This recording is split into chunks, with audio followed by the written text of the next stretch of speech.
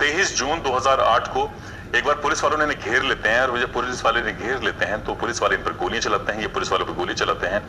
ये डाकू तो भाग जाते हैं, लेकिन 2 पुलिस वाले वहां मौके पर मारे जाते हैं। अब पुलिस के लिए अब इनका सरदर्द बन चुका था और इस पर 10,000 रुपए का इनाम घोषित कर दिया जाता है। और जैसे 10,000 रुपए का इनाम घोषित किया जाता है कि तुरंत बाद इस पर 50,000 रुपए का भी इनाम घोषित कर दिया जाता है। और पुलिस की कोशिश थी कि जितनी जल्दी हो सके इसको गिरफ्तार किया जाए। उन दिनों सरकार चल रही थी, उत्तर प्रदेश में मायावती मुख्यमंत्री थी और उत्तर प्रदेश के डीजीपी थे विक्रम सिंह। बात कर रहा हूं 16 जून 2009 की सुबह लगभग 11 बजे के आसपास चित्रकूट का एक थाना लगता है राजापुर, और राजापुर का ही एक गांव लगता है जमोली। जमोली गांव दरअसल केवट बाहुल्य गांव है, इसी की बिरादर के ज्यादातर लोग रहते हैं, कई इसको वहां के रिश्तेदारी भी थी। तो यहां से एक इनपुट मिलता है पुलिस को कि यहाँ घनश्याम केवट आया हुआ है और आप अगर आके उससे पकड़ने की कोशिश कर सकते हैं तो देख लीजिए। जैसे पुलिस को सूचना मिलती है, राजापुर पुलिस तुरंत मौके पर पहुंच जाती है, और मौके पर जाने के बाद अब यहाँ बदमाश यानी कि डकैतों में और साथ ही पुलिस वालों में जो मुठभेड़ शुरू होती है, लगातार फायरिंग हो रही थी, तो घनश्याम फंस जाता है और बाकी जो उसके साथी होते हैं वो मौका पाते वहां से भाग जाते हैं। लेकिन घनश्याम के भागने के लिए अब कोई रास्ता नहीं बचा था। घनश्याम दौड़कर एक घर में पहुंच जाता है। वो पूरे गांव में एक ही ऐसा मकान था जो पक्का बना हुआ था, जो 2 मंजिल बना हुआ था। वो उस मकान के अंदर जाता है और सब लोगों से कहता है कि तुम जल्दी से यहाँ से बाहर निकल जाओ, जितनी दूर जा सकते हो, क्योंकि पुलिस ने मुझे चारों तरफ से घेर लिया है। ऐसा ना हो कि कहीं तुम पर कोई हमला हो जाए, तुम्हारे साथ कोई आपराधिक या कोई घटना घट जाए, इसलिए तुम यहाँ से भाग जाओ। घर वालों को सुरक्षित वहां से निकाल देता है और दरवाजे बंद कर लेता है। उसके पास राइफल थी, कुछ बड़ी मात्रा में उसके पास कारतूस होते हैं, घर में खाने पीने का सामान रखा हुआ ही था। अब जैसे राजापुर की पुलिस ने उस पर गोलियां चलाना शुरू किया तो तुरंत ही उसने जवाबी कार्रवाई की, और यहाँ लगभग एक पुलिस वाला उस मुठभेड़ में मारा जाता है। सूचना दी जाती है उच्च अधिकारियों को, और जैसे उच्च अधिकारियों को सूचना दी जाती है तो एसएसपी भी अपनी टीम के साथ पहुंच जाते हैं।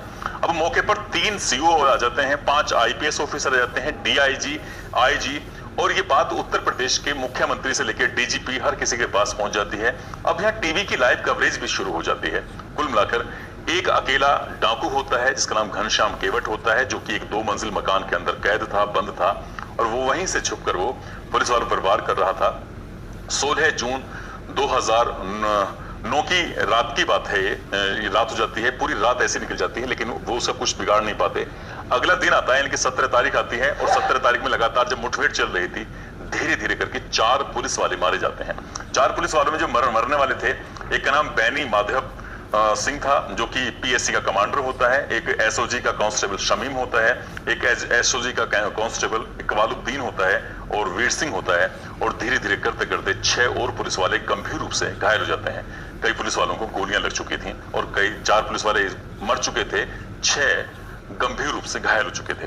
अब पुलिस के लिए लगातार सरदर्द बना हुआ था कि घनश्याम को आखिरकार पकड़ा जाए तो कैसे पकड़ा जाए। सभी का मशवरा बना कि एक काम करते हैं, जो आसपास के घर हैं, ज्यादातर कच्चे मकान थे, उनमें आग लगा देते हैं, और जब आग लगाएंगे तो ये बाहर निकलने की कोशिश करेगा और तब हम इसको मार गिराएंगे। लगभग 60 से 70 घरों में आग लगा दी जाती है। वो जून का महीना था और 17 तारीख थी।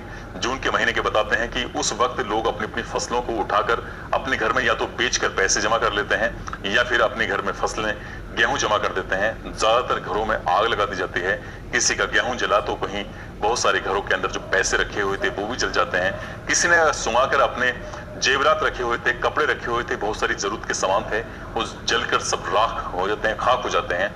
और टेलीविजन पर ये लाइव टेलीकास्ट चल रहा था कि एक डकैत से मुठभेड़ चल रही है और बाकी पुलिस वाले हैं। लगभग 5 जिलों की यहाँ फोर्स आ जाती है।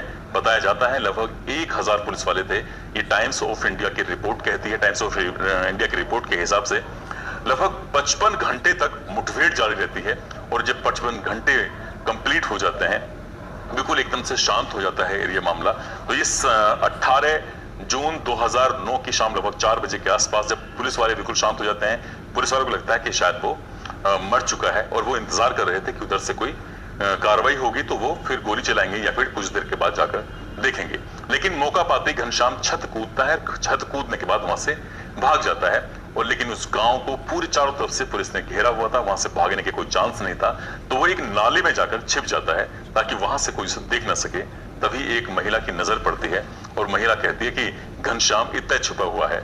जब ऐसे कहती है कि इतना छुपा हुआ है पुलिस वाले उसे देखते हैं और देखने के बाद उसे गोलियों से भून देते हैं। उसे कई गोलियां लग जाती हैं और लगभग 35 मिनट तक इंतजार किया जाता है ताकि वो कोई उधर से हरकत करे, कार्रवाई करे। तो कहीं ऐसा ना हो 4 पुलिस वाले मर चुके हैं और 6 पुलिस वाले गंभीर रूप से घायल हो चुके हैं, कहीं और किसी बड़ी वारदात को अंजाम न दे दे। तब तक वो मर चुका था, रात हो चुकी थी और उसके बाद फिर पुलिस ने उसकी डेड बॉडी को कब्जे में लिया और पोस्टमार्टम के लिए भेज दिया। पुलिस ने इस मामले में बड़ी वाहवाही की थी कि साहब हमने मुठभेड़ के बाद एक छोटे से डाकू से लोहा लेने के लिए 1000 पुलिस वालों को सामने आना पड़ा। और बताया जाता है कि इस जो मुठभेड़ चल रही थी लगभग पुलिस की तरफ से 10,000 राउंड गोलियां चलाई गई थी, तब जाकर वो डकैत मारा गया था। यह असल में असली मुठभेड़ की घटना थी। यदि हम मुठभेड़ों की बात करें तो ज्यादातर मुठभेड़ के बारे में ये कहा जाता है, पुलिस के ही लोग या पुलिस के सूत्र ही दावा करते हैं कि 99.99% मुठभेड़ फर्जी होती हैं और किसी भी व्यक्ति को जो बदमाश होता है उसको पहले पकड़ा जाता है, पकड़ने के बाद उससे कहा जाता है, जैसे फिल्मों में दिखाते हैं कि तू भाग, यदि भागने की कोशिश नहीं करता है तो उसको वहीं ढेर कर दिया जाता है। एक ऐसा ये एनकाउंटर है पूरे हिंदुस्तान के अंदर, पूरे भारत के अंदर, जो सबसे ज्यादा मशहूर हो गया था, क्योंकि एक डकैत को मारने के लिए लगभग 1000 पुलिस वालों को 10,000 से ज्यादा राउंड गोलियां चलानी पड़ी थी। दोस्तों, इस पूरे घटनाक्रम को सुनाने का उद्देश्य किसी को परेशान करना नहीं है, किसी का दिल दुखाना नहीं है, बल्कि आपको जागरूक करना है, आपको सचेत करना है।